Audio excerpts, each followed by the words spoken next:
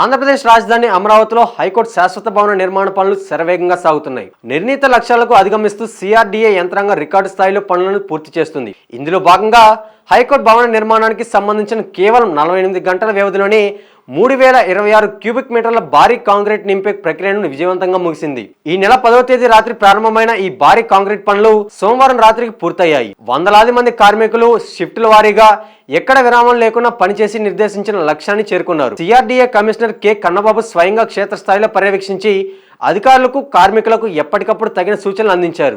గతంలో నిలిచిపోయిన ఈ పనులకు ఐఐటి నిపుణుల ధృవీకరణ పొందిన తర్వాతే సిఆర్డీఏ గతేడాది తిరిగి ప్రారంభించింది. గత ప్రభుత్వ హయాంలో పనులు ఆగిపోవడం వల్లే పునాదుల్లో చేరిన నీటిని పూర్తిగా తొలగించి పటిష్టమైన చర్యలు తీసుకున్న తర్వాత పనులను వేగవంతం చేశారు. నేలపడ సమీపంలో ఈ శాశ్వత హైకోర్టు భవనాన్ని అత్యంత ప్రతిష్టాత్మకంగా నిర్మిస్తున్నారు. సుమారు 21 లక్షల చదరపు అడుగుల విస్తీర్ణంలో బేస్మెంట్ తో పాటు గ్రౌండ్ ప్లస్ 7 అంతస్తుల నిర్మాణాన్ని చేపడుతున్నారు. ఈ భవనంలో మొత్తం 52 కోర్టు హాళ్లను అందుబాటులోకి తీసుకురానున్నారు. 2027 మార్చి నాటికి భవనాన్ని సిద్ధం చేయాలనే పట్టుదలతో ప్రభుత్వం ముందుకు సాగుతుంది.